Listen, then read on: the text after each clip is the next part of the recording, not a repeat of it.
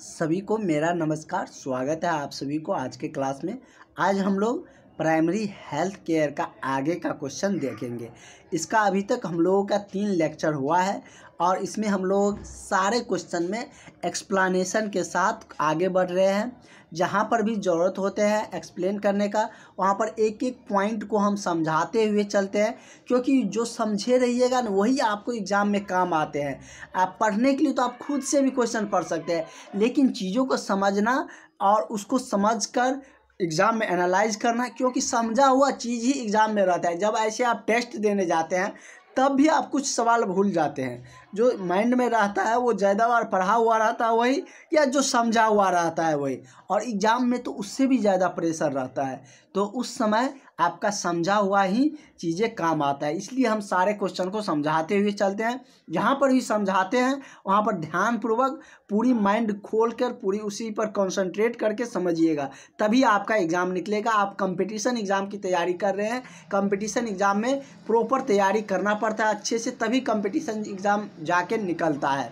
और जो भी कैंडिडेट अभी तक क्लास नहीं ज्वाइन किया है और बीटीएससी के इंतज़ार में बैठे हैं, उन सारे कैंडिडेट को एक बार फिर से कहना चाह रहे हैं कि आप लोगों का वो डेट जो आज इंतज़ार कर रहे थे फिर बढ़ गया। अब अक्टूबर में मान के चलिए, दुर्गा पूजा के बाद मिला है 15 अक्टूबर को डेट। अब दुर्गा पूजा के बाद मिला है तो बीच में दिवाली है, तो दिवाली छठ के बाद अब सुनवाई होगा। इससे पहले आप जो बहाली नई रिक्वायरमेंट को लेकर अक्टूबर में जो आवेदन होंगे उसमें कहें ना आप जॉब ले लीजिएगा, एग्ज़ाम निकाल लीजिएगा, तो आपको रहेगा ना कि हमको एक जॉब हाथ में है। आप खुशी खुशी छठ पूजा मनाइएगा। इसलिए ज़रूर अपने पढ़ाई पर ध्यान दीजिए और इस नंबर पर कॉल करके व्हाट्सअप करके क्लास में जुड़ जाइए 70 50 87 29 96। इससे आपको बेनिफिट क्या होंगे, सारे नोट्स मिल जाएंगे, जो भी क्वेश्चन आने वाले हैं, क्लासेस डेली मिलेंगे 6 से 7। उसके बाद आपको ग्रुप डिस्कशन मिलेगा, जहाँ पर आपको सारे टॉपिक का सारे पॉइंट का डिस्कस होते हैं। टेस्ट सीरीज मिलेंगे, इतने सारे कुछ आपको एक जगह मिल रहे हैं, तो आप क्यों इतना अच्छा अपॉर्चुनिटी को अपने जॉब के लिए मिस कर रहे हैं। तो चलिए आज के क्लास के हम लोग कंटिन्यू करते हैं। 30 नंबर क्वेश्चन से स्टार्ट करते हैं, क्योंकि वहाँ तक हम लोग कवर कर चुके थे। तो हम लोग को यहाँ से क्वेश्चन स्टार्ट करते हैं, और यहाँ पर थोड़ा एक पॉइंट हम और आपको बताएंगे कि सांस को छोड़ते समय गैसों की प्रतिशत क्या रहती है। मतलब कि आपको हमने बताया है, लगभग 2 बार बता चुके हैं, आज फिर एक बार बता देते हैं कि हम लोग जब सांस लेते हैं तो कौन कौन से गैस को सांस लेते हैं और कौन कौन से गैस छोड़ते हैं। ऑब्वियसली जो भी गैस हम अंदर लेंगे सांस के जरिए से वही हम छोड़ेंगे, तो किसका कितना परसेंट रहता है वो देख ले। तो मेनली हम लोग तीन गैस लेते हैं। पहला हो गया क्या, ऑक्सीजन, और दूसरा हो गया क्या, CO2, और तीसरा क्या हो गया, नाइट्रोजन, N2। ये कितना होता है, तो 21% लेते हैं। ये 0.03% लेते हैं, और ये 78% लेते हैं।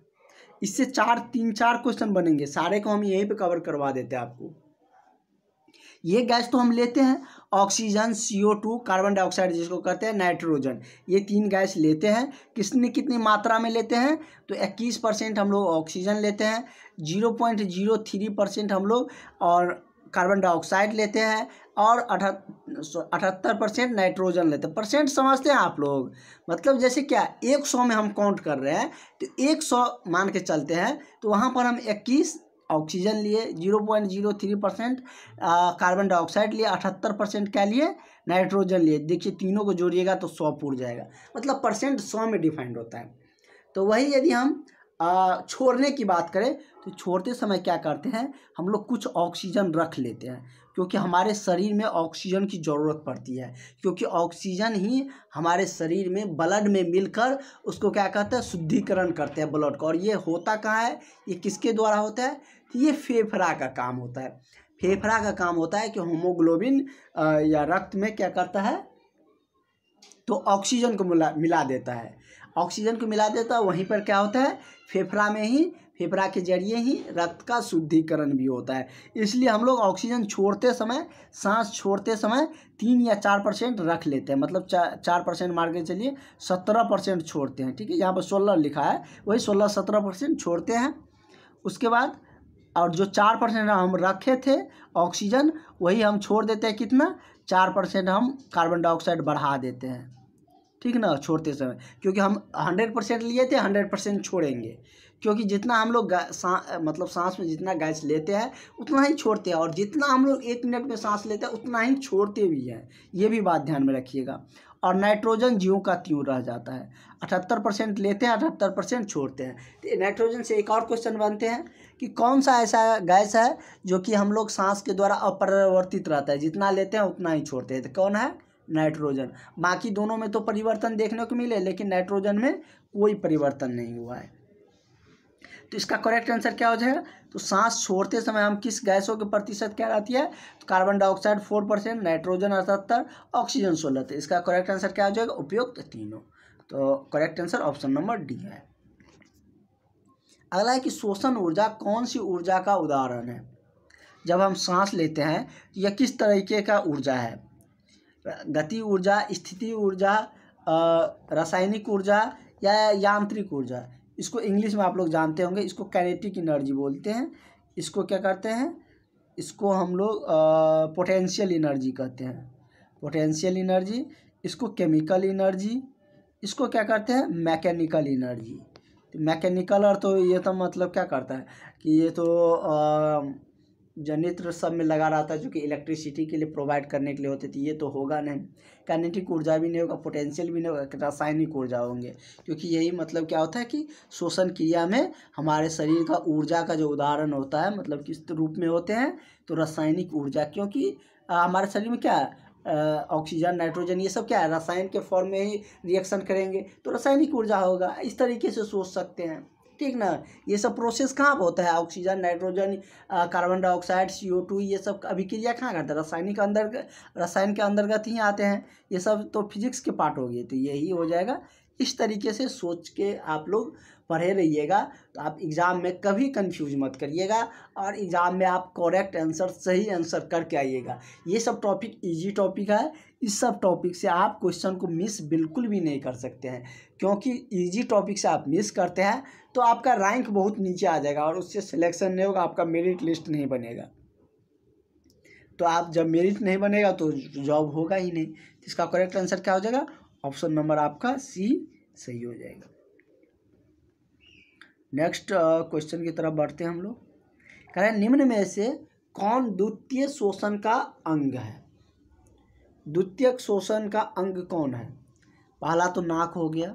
द्वितीयक में कौन आ जाता है? तो मुख आ जाता है। जब आप लोग प्रमुख क्या है? प्रमुख शोषण अंग तो नाक ही है ना हम लोग का। मतलब कि हम लोग जनरली नाक से ही सांस लेते हैं, तो प्रथम तो नाक को लेंगे। लेकिन कभी कभी आप सर्दी या कुछ ऐसे रीजन आ जाते हैं, नाक जब थोड़ा जाम हो जाता है, उससे जितने हमारे शरीर में सांस की ज़रूरत होती है उतना नहीं ले पाते हैं, तो मुंह खोलने का भी प्रयास करते हैं और मुंह से भी लेने का प्रयास करते हैं। तो ये मतलब क्या होता है? द्वितीयक शोषण अंग माना जाता है। क्या है? द्वितीय मतलब ये प्रमुख नहीं है, लेकिन इससे भी हम लोग सांस लेते हैं। तो द्वितीयक शोषण जो अंग है वो किसको माना जाता है? तो मुख को माना जाता है, मतलब मुंह को माना जाता है। तो करेक्ट आंसर आपका ऑप्शन नंबर बी हो जाएगा। ग्रास नली, ये सब तो भोजन पचाने के, श्वास नली से सांस जाता है अंदर। सारे ऑप्शन को भी हम एक्सप्लेन करते हुए चलेंगे, आपको कहीं कोई दिक्कत नहीं रहेंगे। देखिए वो जो पॉइंट बताए उसी से आपको क्वेश्चन फिर आ गया। कह रहा है कि सांस लेते समय गैसों का प्रतिशत क्या रहती है? कार्बन डाइऑक्साइड 0.03%, ये तो हम बताए ही थे। नाइट्रोजन 78%, ये भी सही था। ऑक्सीजन 21 बताए थे, यही ना। तो 21-20 मतलब लमसम में उतना ही है, परसेंटेज में 1-2% में इधर उधर होता है, उसके लिए कोई उतना दिक्कत है नहीं। तो तीनों क्या हो जाएगा? इसका करेक्ट आंसर हो जाएगा, ठीक है।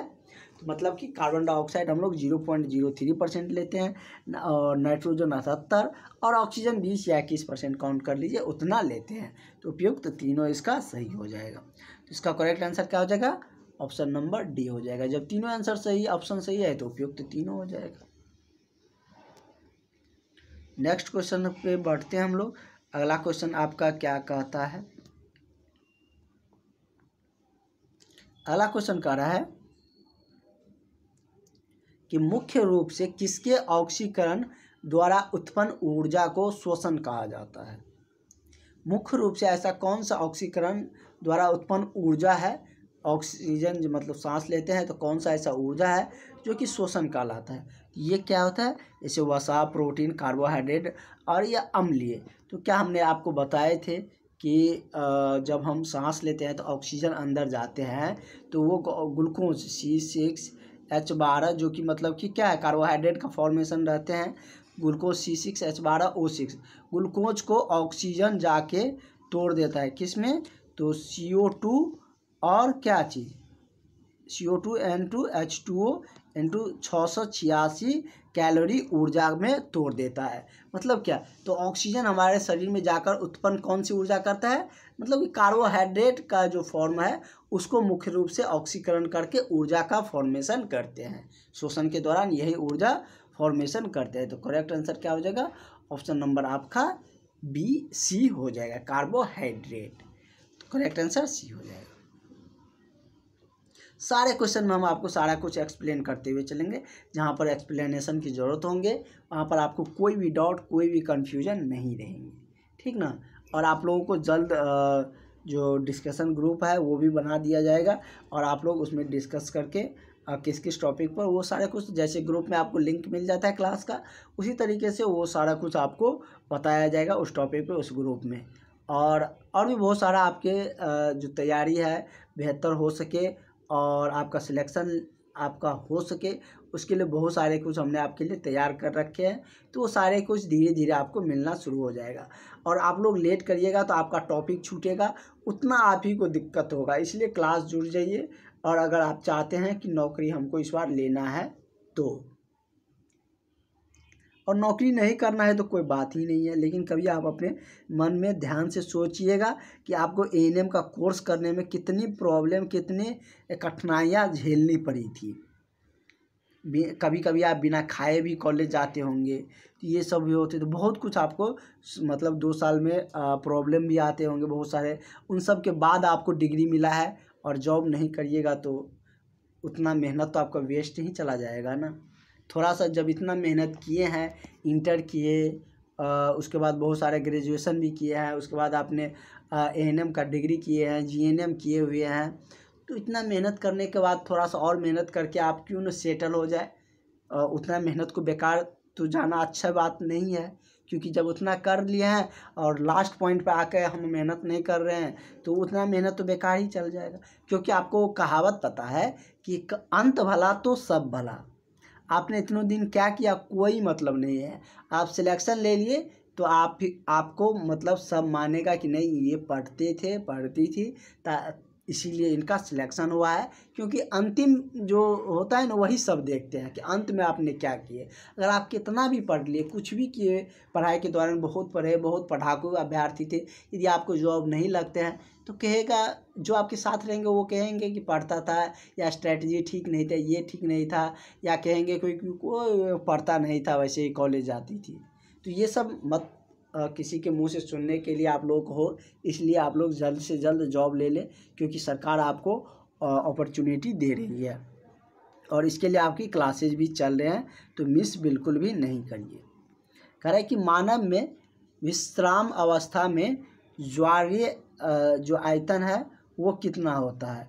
तो विश्राम की अवस्था में जो ज्वारीय आयतन होता है वो कितना होता है, तो 0.5 लीटर होता है। कितना होता है, तो 0.5 लीटर होता है, ठीक है। तो करेक्ट आंसर आपका ऑप्शन नंबर डी हो जाएगा। आज ज़्यादा क्वेश्चन देखना है, इसीलिए ज़्यादा बहस नहीं क्लास में, स्पेशली हम लोग जहाँ पे एक्सप्लेन की ज़रूरत होंगे वहाँ पर हम बताएंगे ही, उसके लिए आप लोग घबराइएगा नहीं। लेकिन हम लोग क्वेश्चन भी आज ज़्यादा देखेंगे।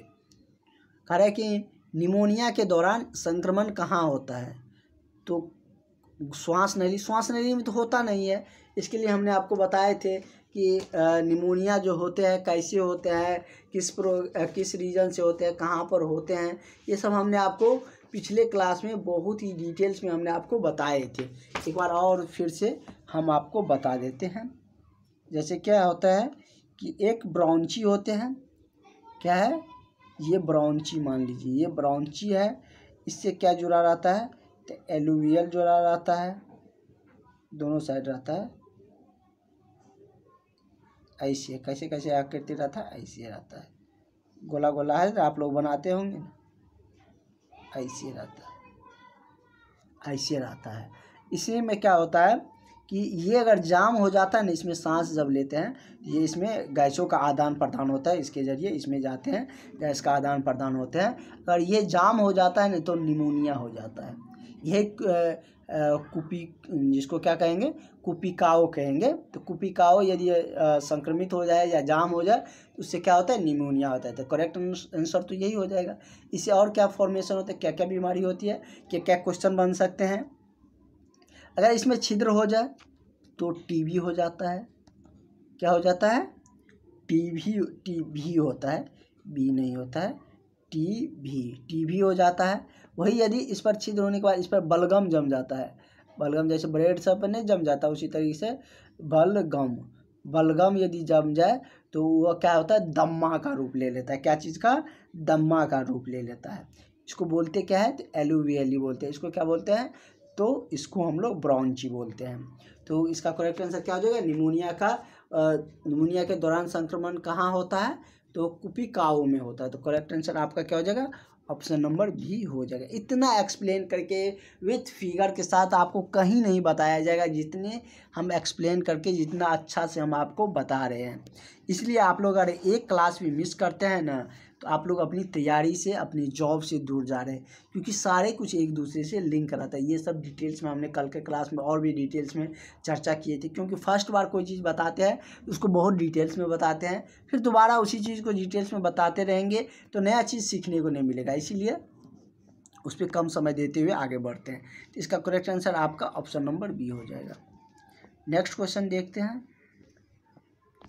नेक्स्ट कह रहा है कि लंबी एवं गहरी, और छोटा से छोटा कर लेते हैं, अरे लंबी एवं गहरी सांस के बाद सेकेंड तक श्वसन नहीं करने का कारण क्या है। इसके कारण क्या है, मतलब कि लंबी एवं गहरी सांस के बाद कुछ सेकेंड तक श्वसन नहीं करने का क्या कारण है। रक्त में अधिक CO2, रक्त में अधिक O2, रक्त में कम CO2 या रक्त में कम O2। तो अधिक देर मतलब कि हम लोग लंबी और गहरी सांस के बाद हम लोग कुछ सेकेंड तक श्वसन नहीं करने का यही कारण होता है कि रक्त में क्या होता है, तो कम हो जाता है क्या चीज़, तो CO2 कम हो जाता है। क्योंकि CO2 भी है, क्योंकि अगर हम लंबी एवं गहरी सांस लेते हैं तो ज़्यादातर हम लोग क्या, ऑक्सीजन को ज़्यादा मात्रा में लेते हैं। तो इससे क्या होंगे, अगर ऑक्सीजन जहाँ पर कार्बन डाइऑक्साइड है वहाँ पर ये सब भरेंगे, ऑक्सीजन नाइट्रोजन सब जाके, तो अब ये इसलिए है कि उसकी मात्रा कम होंगे। तो क्या हो जाता है, तो रक्त में CO2 की मात्रा क्या हो जाता है, कम हो जाता है। अगर लंबी गहरी सांस लेते हैं तो ऑक्सीजन की मात्रा बढ़ेंगे। तो करेक्ट आंसर क्या हो जाएगा, ऑप्शन नंबर आपका सी हो जाएगा। ठीक है, रीजन क्या है बता दिए हम आपको। अगला क्वेश्चन क्या कर रहा है, ये विसरण विधि हम आपको बताए भी थे। श्वास की वह प्रक्रिया जिसके दौरान गैस रुधिर में, रुधिर मतलब क्या, रुधिर को ही रक्त भी कहते हैं। क्या कहते हैं, रक्त, ब्लड जिसको आप लोग इंग्लिश में कहते हैं ब्लड, ये सब क्या है, मतलब कि ब्लड ही है, रक्त ही है। कह रहे श्वसन की क्रिया जिसके दौरान गैसों रुधिर में प्रवेश करती है एवं छोड़ी जाती है, तो वह प्रक्रिया क्या कहलाता है, प्रवेश करती है एवं छोड़ी जाती है, तो उसको विसरण कहते हैं। क्या कहते हैं, उस प्रक्रिया को हम लोग विसरण प्रक्रिया कहते हैं। इसका करेक्ट आंसर आपका ऑप्शन नंबर ए सही हो जाएगा।